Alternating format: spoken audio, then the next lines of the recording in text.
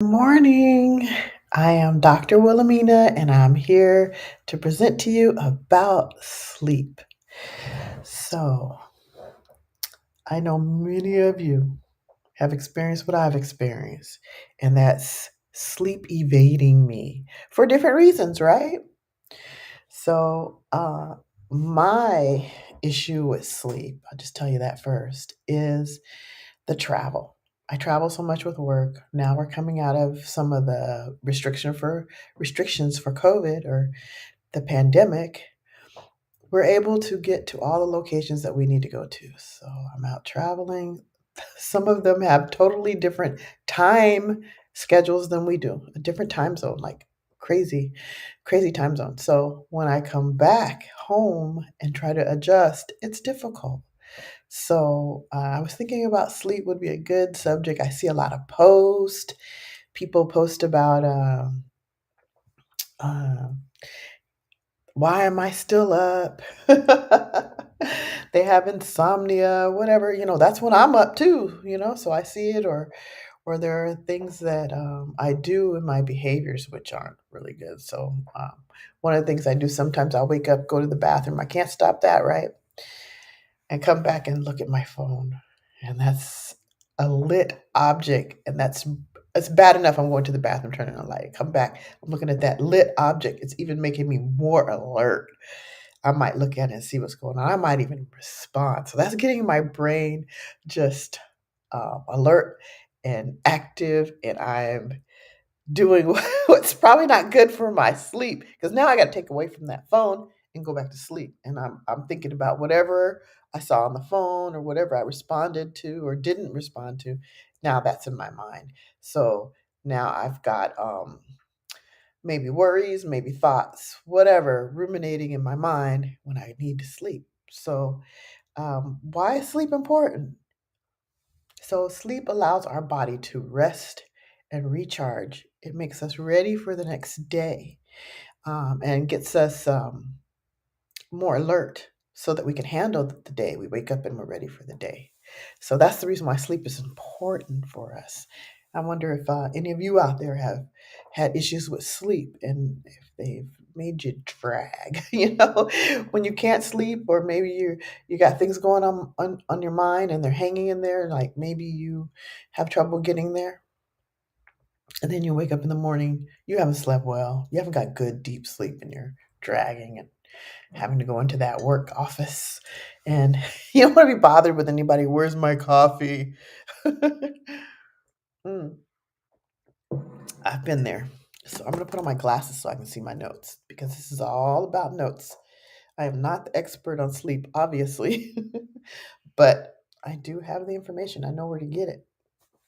So let me give you some tips because these videos are short. And so it's going to be quick. If you want to write it down, you can watch the video again if you need to. Let me give you the tips. So if you're having issues with sleep, first of all, set a schedule. Go to sleep at the same time each day. Now, that's difficult when you're traveling like I am. You have to kind of adjust to the new schedule. But since I know I'm going to be there for a week, I need to go ahead and adjust. But for most people, they're not doing that. So set a schedule and get no more than 8 hours of sleep, but go to bed at the same time each night. Make sure that you're hitting it. Or if you're opposite way around, you're working nights, make sure you hit it at the same time on that day. Um, also, um, don't shift that time for more than an hour. So you go to bed at the same time every day, get your no more than 8 hours, and don't shift it more than an hour from when you normally go to sleep. So setting a schedule, number one. Don't let anything get you off your schedule. Try your best to stay on that schedule. Um, you want to pay attention to what you eat. And by the way, I'll tell you, I got this article from the Mayo Clinic online. There were 6 steps to better sleep. So pay attention to what you eat. Uh, don't go to bed hungry.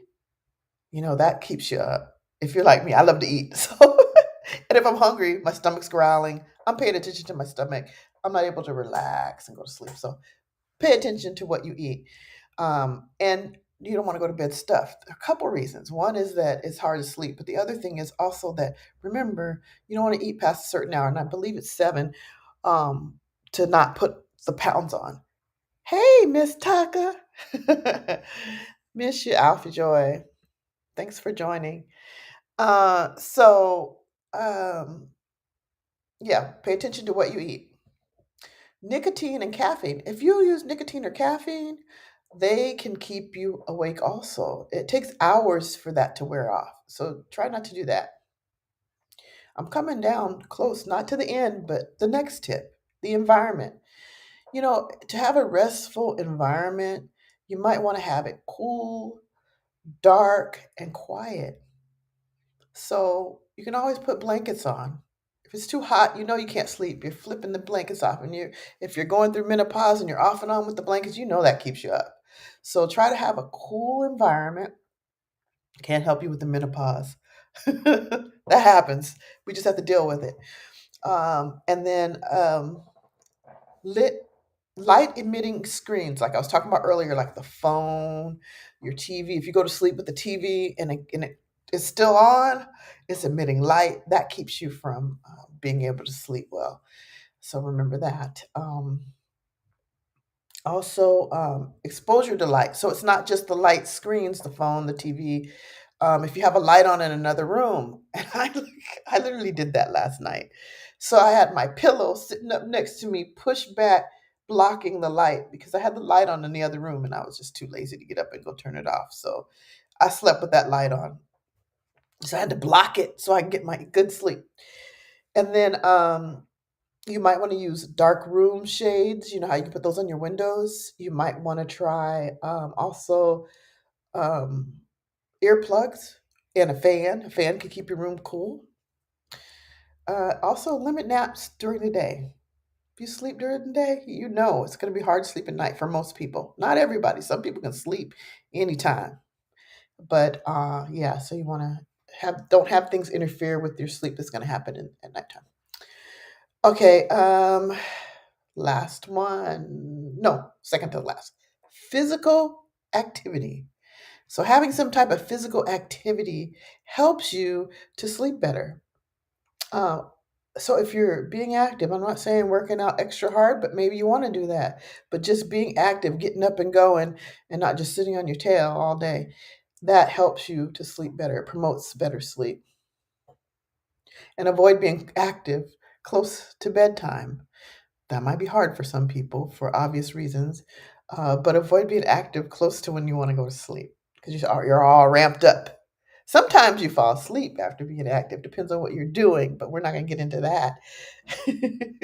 So the next one mm, is the last one, and it's about worries. I talked about that a little bit in the beginning.